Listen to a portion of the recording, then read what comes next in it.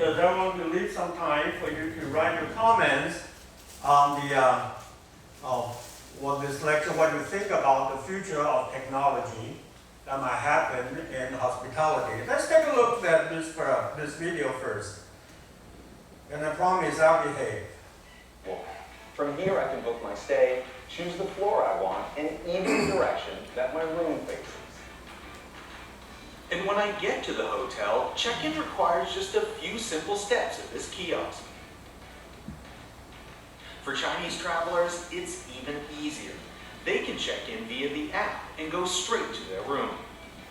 Flyzoo features a range of AI services to create a convenient and seamless experience for guests. For example, you can choose to use facial recognition rather than keys and key cards to access the hotel. That means everything from using the elevator to entering your room is as easy as smiling for the camera. The hotel uses the picture I took at check-in to verify it's me.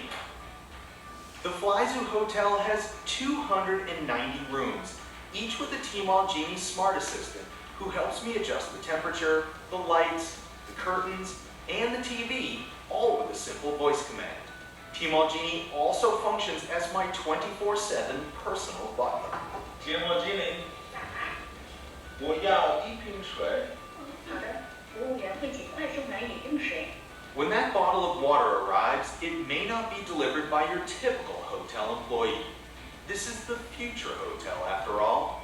Fliggy has room service robots to do that work. I just input a passcode that was sent to me via text, and the water is mine. The robots also deliver towels and other items, and even the meals at the hotel's restaurants. If I feel like working out, the gym offers some fun digital experiences too. When it's time to check out, there are no lines and no hassle. I just pack and go. It was cool to see how Flyzoo's technology can make the hotel services convenient and easy to use. And with hotel staff freed up from more routine tasks, they can focus on delivering a better experience.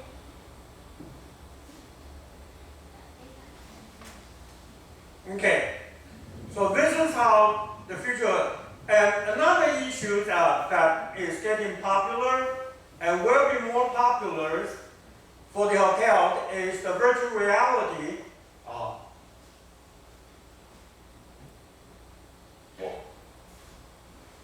The reason I set this up, this is new, you can get it from YouTube or anywhere. The virtual reality become more popular and important to the hotel because of the COVID has speed up the utilization of the technology for about at least 2 decades. Because of the COVID pandemic, we have to do a lot of technology, involve technology in the service and other things. So let's take a look. What will virtual reality that can do for the hotel? Virtual reality is one of the hottest things in hospitality and technology right now, and I am going to explain why and how you can benefit.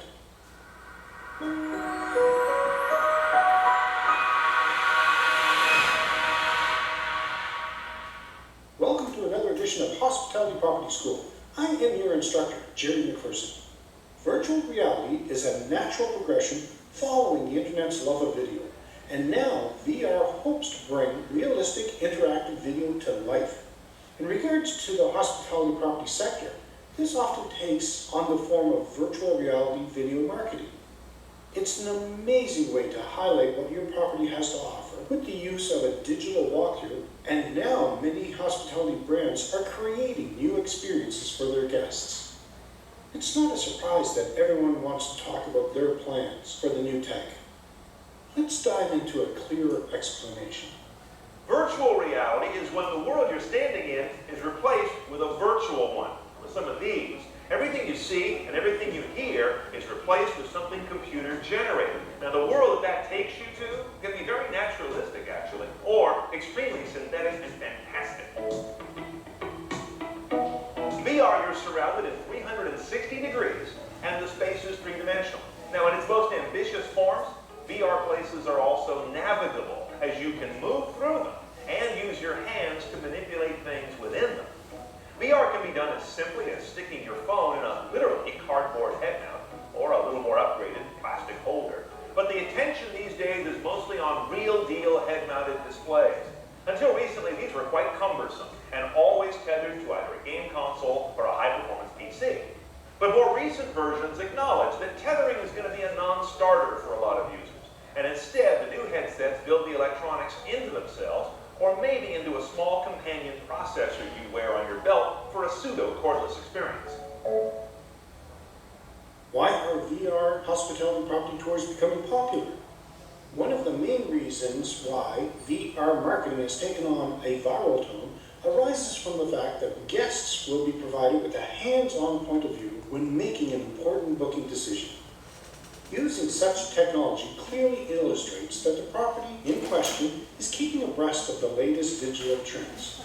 Today, VR tours can be easily placed on an online platform through the rise of cost-effective software packages. Why should businesses even care about virtual reality? In the not-too-distant future, property operators will be able to utilize VR to help produce more bookings, provide entertainment, and create new activities that will generate more revenue. The question is now, how can you, as a hospitality property owner or manager, benefit from the use of virtual reality? Consumers need a lot of information to inform their travel purchases. Right now, video and pictures help consumers make decisions. More immersive experiences like 360 video, virtual reality headsets, and other technology will increase that impact dramatically. By offering virtual reality tours on your websites or via social media sites like Facebook, using 360 video technology that allows potential guests to look at their guest rooms and other parts of your property before they book. In most cases, the tours are shot using an omnidirectional camera, resulting in all directions being filmed at once, allowing for a 360-degree field of view that people can navigate. The thinking is that the traveler can put themselves right there on the property or the activity to see if it meets their wants, needs, and by setting the right expectations, virtual reality will have the ability to paint a clear picture. In short, VR will help leave little to the imagination, but in the best way possible. Provide information on site. Virtual reality at its core is entertaining, and the possibilities are seemingly endless. Hospitality properties can use VR to show people what local activities and attractions look and feel like. For example, your promotional material recommends the local rope bridge experience, but guests want to check it out before they go. VR can offer an unparalleled example of what a guest can expect. As mentioned, it takes away the uncertainty travelers may have. When people travel, they're out of their element, and virtual reality can help make people feel more comfortable. Provide entirely new experiences. Virtual reality can completely transport guests to every corner of the world. It's also an interesting and different concept. A traveler goes on vacation to a city like Berlin or San Francisco, but instead of experiencing the city, they are transported to an entirely different location.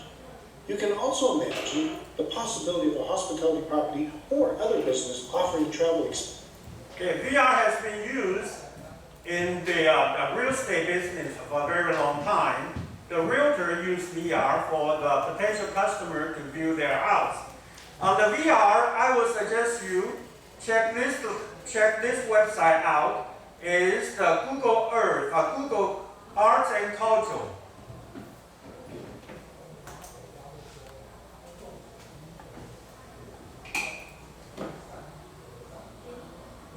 Oh, excuse me.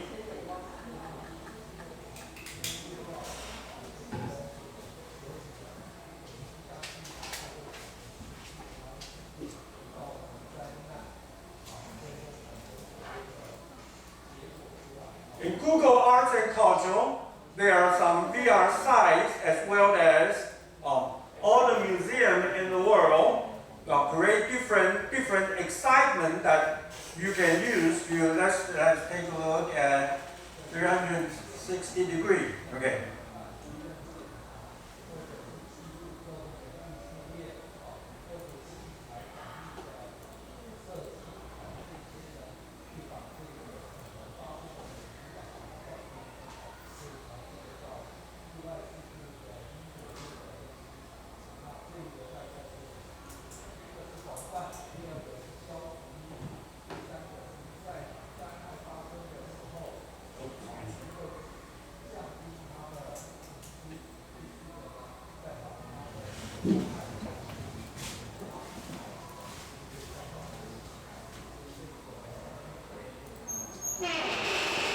So you can experiment with all this in the VR.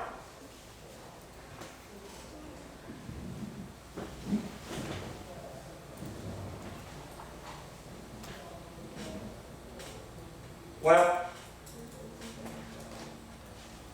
try. Haven't played this for a long time, so let's go back. Look at it.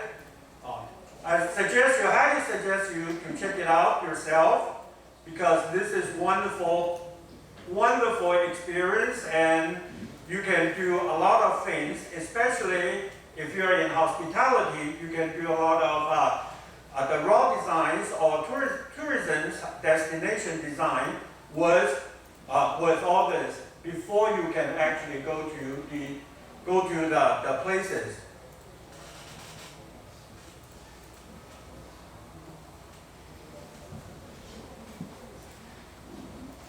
It's just like Google Street View. If you have Google VR goggles, then it will show you the stereo views with 3D view with everything. You can look at it. Just feel like you are in the street. Okay. It also has a cell phone app. You can play with it and use the Google goggle to look at it. It's a lot of fun. Okay. Next, I would like to share with you is blockchain. Everybody think of blockchain. What do you think? We will think about the Bitcoin. What is blockchain? So this is very important in knowing what is blockchain, what is Bitcoin is. How do they work? What problems do they solve? And how can they be used? Like the name indicates, a blockchain is a chain of blocks that contains information.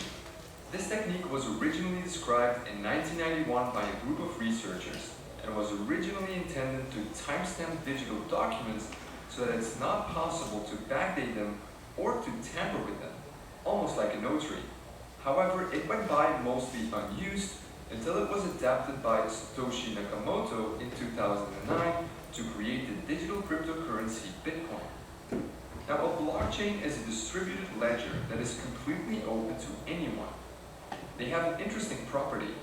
Once some data has been recorded inside the blockchain, it becomes very difficult to change it. So how does that work? Well, let's take a closer look at a block. Each block contains some data, the hash of the block, and the hash of the previous block. The data that is stored inside the block depends on the type of blockchain. The Bitcoin blockchain, for example, stores the details about a transaction in here, such as the sender, receiver, and the amount of coins. A block also has a hash. You can compare a hash to a fingerprint. It identifies a block and all of its contents, and it's always unique, just as a fingerprint. Once a block is created, its hash is being calculated. Changing something inside the block will cause the hash to change. So in other words, hashes are very useful when you want to detect changes to blocks. If the fingerprint of a block changes, it no longer is the same block. The third element inside each block is the hash of the previous block. And this effectively creates a chain of blocks, and it's this technique that makes a blockchain so secure. Let's take an example. Here we have a chain of 3 blocks. As you can see, each block has a hash and the hash of the previous block. So block number 3 points to block number 2, and number 2 points to number 1. Now the first block is a bit special. It cannot point to previous blocks because, well, it's the first one. We call this block the genesis block. Now, let's say that you tamper with the second block. This causes the hash of the block to change as well. In turn, that will make block 3 and all following blocks invalid because they no longer store a valid hash of the previous block. So changing a single block will make all following blocks invalid. But using hashes is not enough to prevent tampering. Computers these days are very fast and can calculate hundreds of thousands of hashes per second. you could effectively tamper with a block and recalculate all the hashes of other blocks to make your blockchain valid again. So to mitigate this, blockchains have something that is called proof of work. It's a mechanism that slows down the creation of new blocks. In Bitcoin's case, it takes about 10 minutes to calculate the required proof of work and add a new block to the chain. This mechanism makes it very hard to tamper with the blocks, because if you tamper with one block, you'll need to recalculate the proof of work for all the following blocks. So the security of a blockchain comes from its... So we all think, okay, what's the point? The Bitcoin, yeah, is $60,000 to $1. $60 to 1 Bitcoin, right? The price. But what's the point? Pure hospitality. Why this is possibility create a potential tremendous possibility for hospitality. Why? Why? What if in the future, when you and I, instead of using a real ID card, when you get in, we just create a block identity for you. Unique block identity with your fingerprint or with your pupil. In the future, wherever you go in the world, it will track, every reader will track your trace with this block because it cannot be changed, it cannot be erased, and create your block with China now has electronic blockchain. Actually, China renminbi, people's dollars now have electronic currency with blockchain technology, which means you don't have to carry anything. You don't have to, because all you have to do is your fingerprint. You can pay for everything and anything. The trace will not be erased. The monetary transfers from one place to another place is anonymous. Another thing that is important. Even though they can recognize your internet ID, your hash, but nobody knows who's behind the hash. So it becomes a very unique identification as well as payment system. I can use my hash to book a hotel. I can use my hash to book everything and anything I want. And I can pay for it through the electronic currency with blockchain technology. It is tremendous potential for the hospitality and actually for the economy. We just not fully utilize the potential of it yet because most people doesn't know how to utilize it. So this is something we need to think about. Okay? Now, blockchain travel industry, secure your payments, secure your identity, secure your anything. And the loyalty program, if we use blockchain's technology to trace the loyalty, we will recognize this number is coming, but we don't know who it is. That keep your privacy secure and everything. Okay? And the blockchain can help us. Now we use the barcode. Everybody knows how the barcode comes from?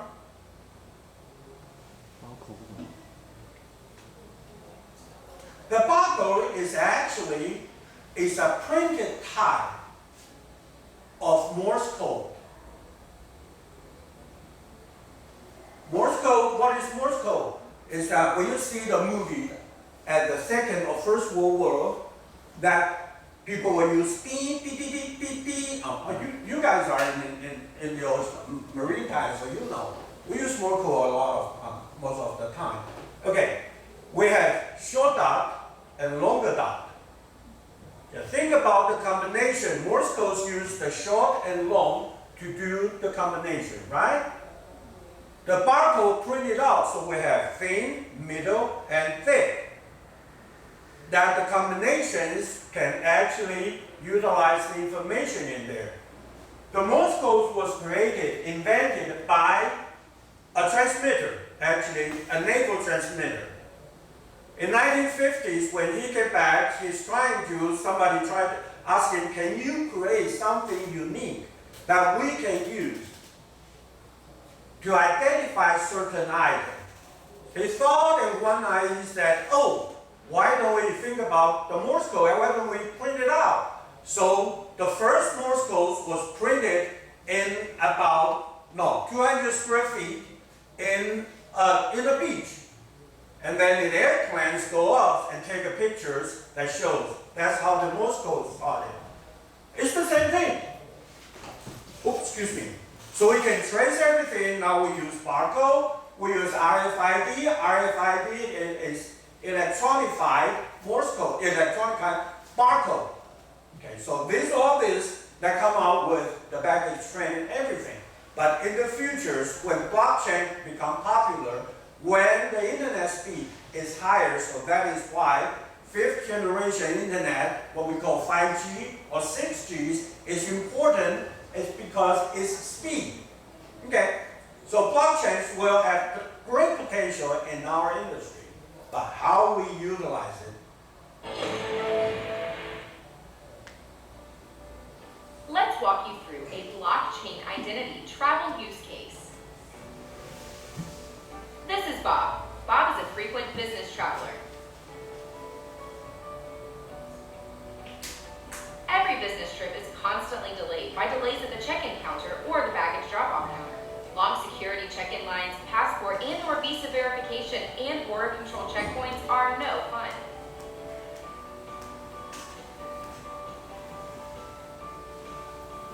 Bob is very frustrated with the checks in place today.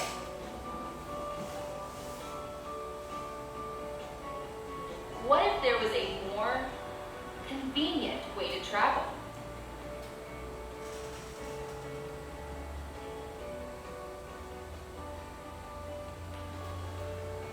What if the check-in process was completely self-service and there were no longer long lines?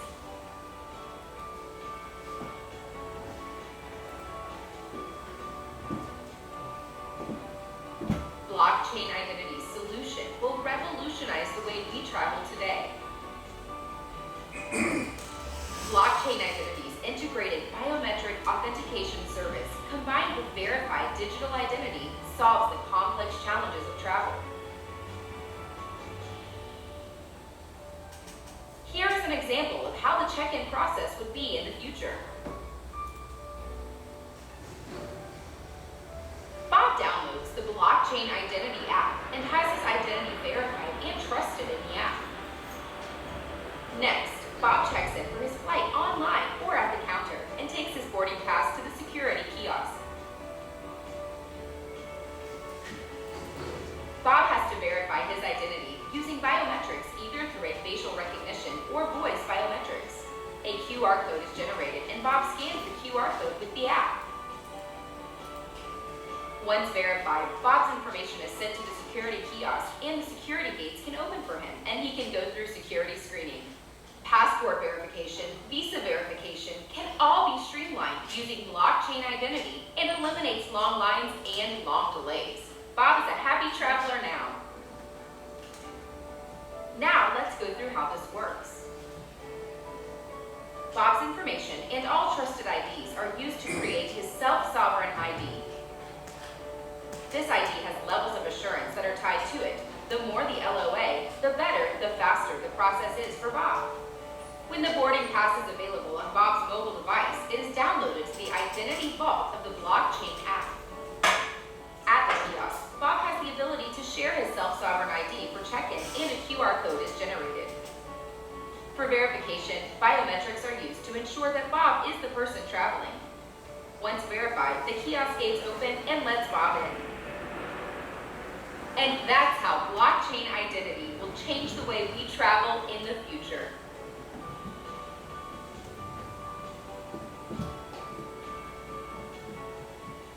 We're waiting for the day to come in. Probably you will see it, I will not. I'm old.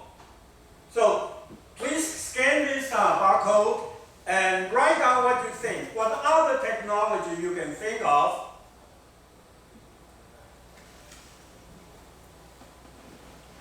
It is the same Google Doc that we used at the beginning of the class. If you write it in,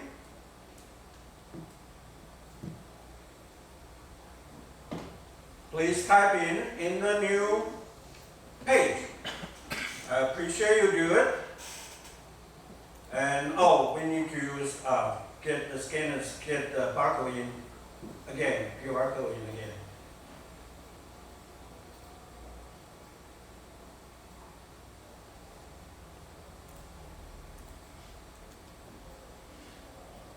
You can use voice input or you can type in. Think about it. What other technology we have not discussed that might have potentials in our life, our hospitality industry, or in your field, major field?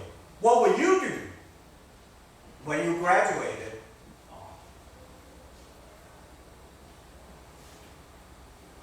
Think about it. I will suggest you just try your voice input.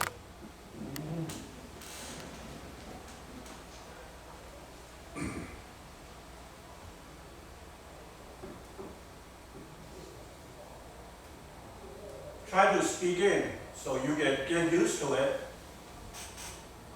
This is some things that we don't use very often.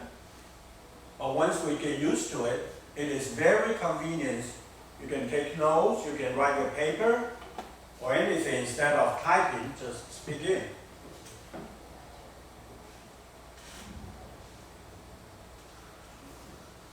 Talk to your computer. Talk to your phone. You can speak Chinese, English, either one. Use the most your comfortable language.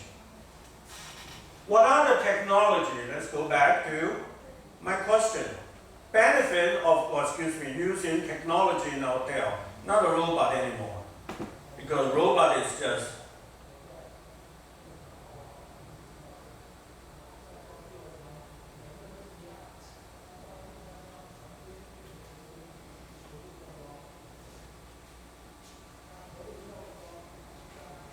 try to speak. It'll be fun. Right? Use Chinese, be okay.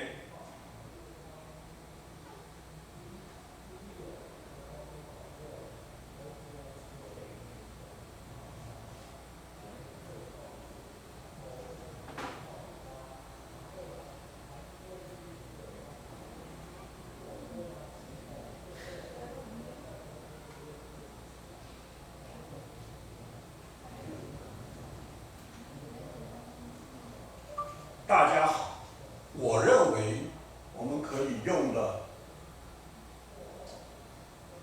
You wasn't here. 大家it's there, yeah. So use Chinese, that's okay.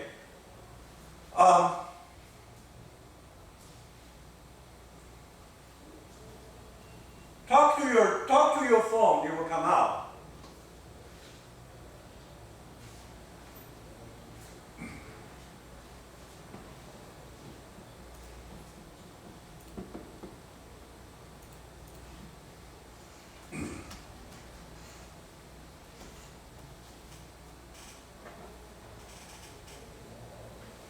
I appreciate your input.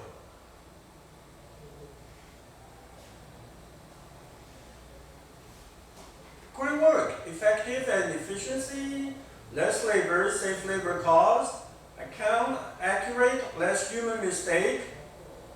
Wonderful.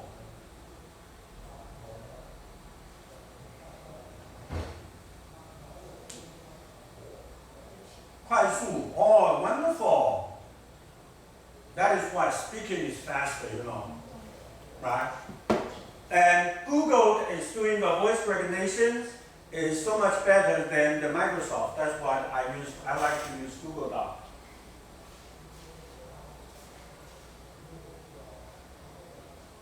Saving labor costs, yeah, wonderful.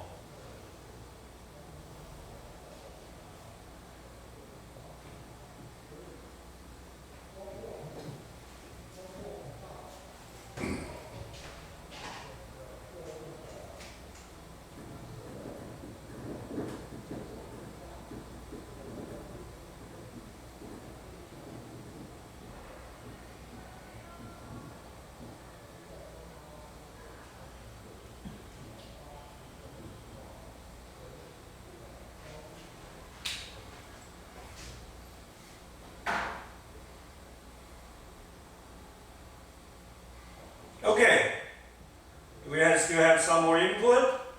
You guys are great. Saving costs, everybody. What other technology we can use? We showed AIoT, we showed on the artificial intelligence, we showed in our class about how to use big data, use VR. There's another thing actually more important, but I haven't gotten into it because I don't know how to do it. Like VR, I can shoot 360-degree video. It's augmented reality, AR. Everybody likes Pokemon. How do you catch a Pokemon? How do you catch a Pokemon? You go to a place, you use your phone, starting scanning, right? My daughter asked me one day she called me, she said, "Hey Dad, can you help me a Pokemon called onion duckling? A duck with onion, with green onion." And she said, "This Pokemon can only be catched in Asia. So I have to catch one." I started looking for catching Pokemon. I didn't get it, though. So that's augmented reality. What can we do with augmented reality? Think about it. If you have a totem post, that's the other day I talked to a professor. If we set up a totem post with all the QR code or some kind of design QR code, so we can scan the QR code and start getting into an attraction. If the attraction is created by a 360-degree video, then we use AR to get into a virtual reality world to get experience. Isn't it wonderful? So, before I finish my section of lectures, I'd like to share with you one thing, and for you to, this is what I'm thinking.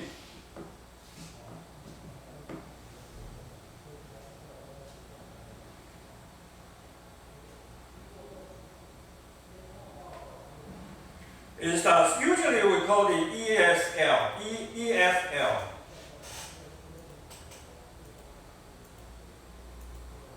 Okay, let me make this one bigger.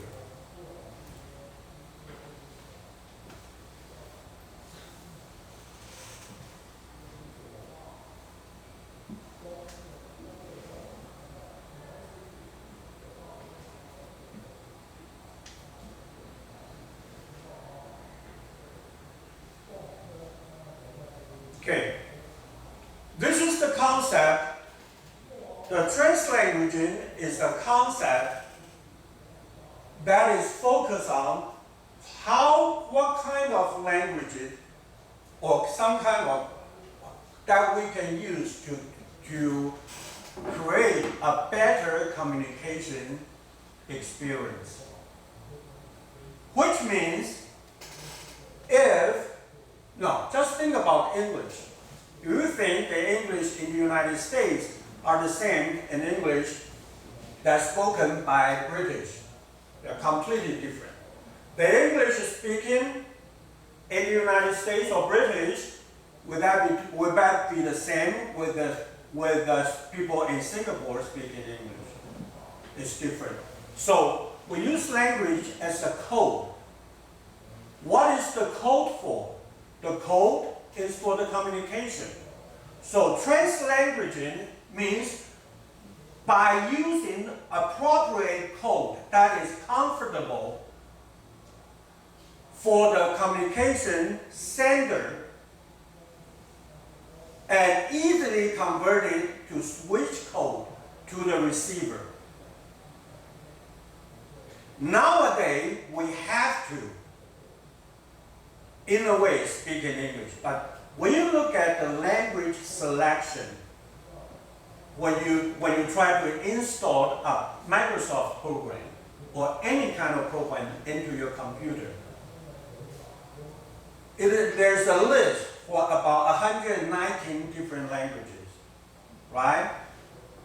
In Microsoft, it will come out like Chinese. We have simplified Chinese and traditional Chinese. English, if you look at the English part in Microsoft, there are about, I think it's at least 20 different. English, Canada, English, United States, English, British, all kinds of things. This is actually, we all speak in English.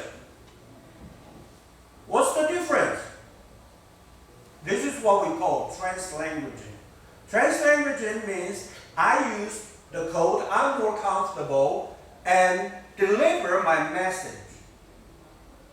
Whether it can be my native language or I can use my formula, the English I'm familiar with to deliver my code. And the receiver can automatically or easier to convert it to his own code to understand. Think about what technology will change. Nowadays, we use words. Now, show you another interesting part. This is the trick you can use, especially for graduate students.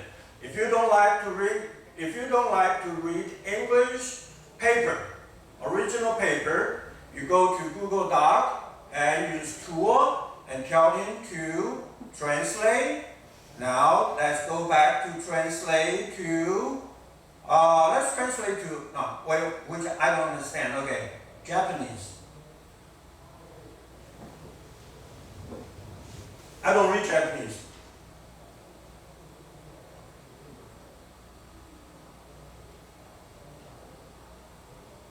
Okay, well, let's go back and translate to, say,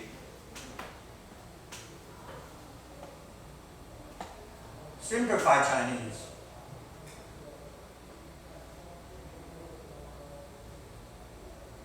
All the English you have typed in are gone.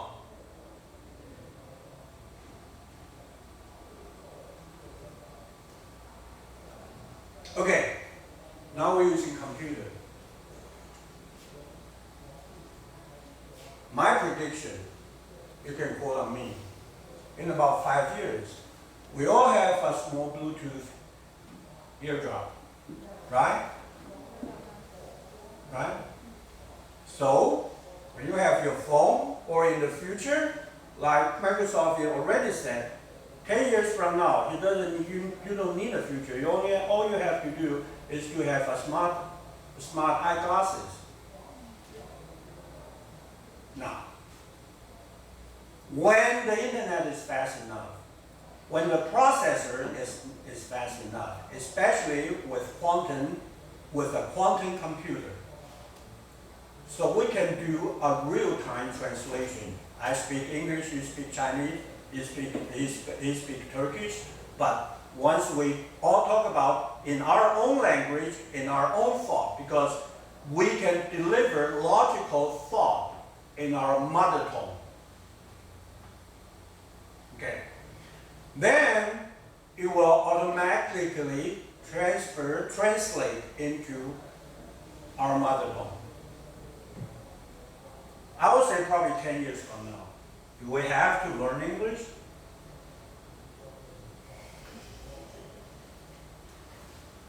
Think about it, and then I need to share with you another thing is, what is EFL and ESL different? EFL means English as a foreign language. That is, you have to learn the grammar, you have to learn the vocabulary, you have to learn everything about this language to become fluent in this language. So you have to take TOEIC test, TOEFL test, this kind of test, because that is English as a foreign language. You have to be proficient in this language. However, English as a second language, that is what ESL means, is in addition to the language, my mother tongue, my native language that I communicate, I have another tool to help me communicate. The ESL is focused on the effectiveness of communication. That is why when I was in Texas, we have Hispanic American, Chinese American, Indian American, India, and Chinese from Hong Kong. And one time, I remember that was back to 2004, in the Chinese New Year's, I have a party now, where I have two guys from India, two white, American, native Texan. No, 3 people from Malaysia, 2 people from Hong Kong, and 3 students from China, and my families are from Taiwan. My daughters speak Chinese as well.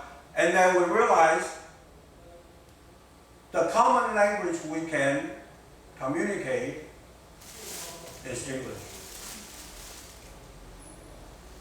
However, in the future, but do we worry about our grammar? Nah. So we can see people mountain, people sea. That's okay. Right? As long as can you understand what it is? Right? People mountain, people sea. Right? That's okay. As long as when I communicate and you understand my message, my code. So this is translanguaging, is what we call code switching. It also, in addition to that, is actually now we're trying to do is translanguaging, including human language to computer language. The natural coding, or what we call no coding programming, is I speak with my language and the computer will translate it into a computer code that can control the machine. One of the reasons it becomes so popular is we don't have enough programming. So the programmer is starting utilizing how we convert natural language to computers program. This is what we call no coding, no code language.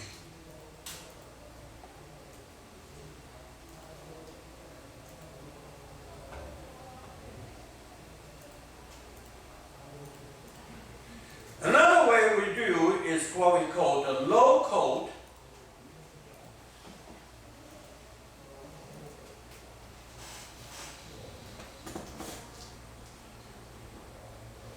When we learn about the coding, we always think about computer programming, like I have learned Fortran, COBOL, C, C++. Okay? The first language I remember I learned is Fortran. That was back to 1970, 1977. I was a freshman in college. We started using computer. Oh, it was great. And we have punch card. And then write it down. And then the card would run. We have about 300 pages of code to come out hello world. And then we started learning different. I learned DBase, I learned SAS, and all kinds of things. But now, what we use? We use Blockly. You drag and drop. This is what we call low code. That you don't have to know a whole lot of traditional coding, like use Python or C, text-based coding. All you have to do is it's a Lego block, just like Lego puzzle. You drop in. So this is something you might want to explore while you are in school. One of the reasons for that is in school, the university offers a lot of this kind of programming or learning opportunity for you to learn. Once you graduate from school and starting your job, you want to learn this skill, it will cost you arms and legs. I'm serious.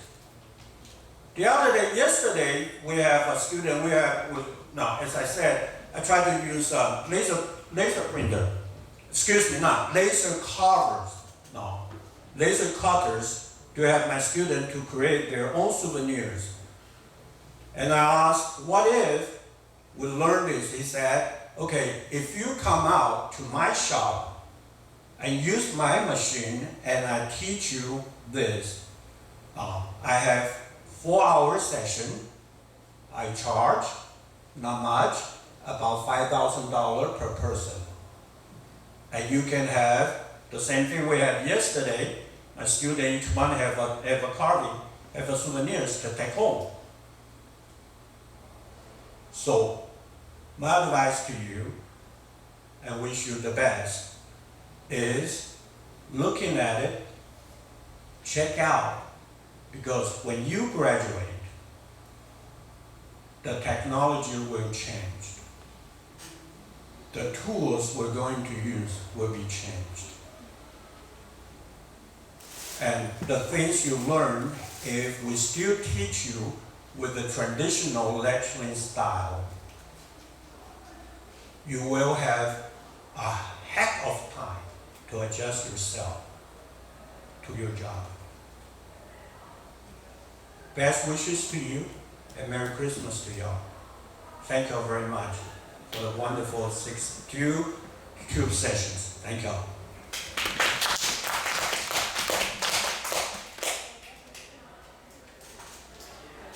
If you are interested in playing with robots or anything, you're welcome to come to Yenshaw campus. And I have 30 robots for you to have fun. Wow. And we have quite a few, and I have two laser carvers now. We're trying to get our students, my goal is to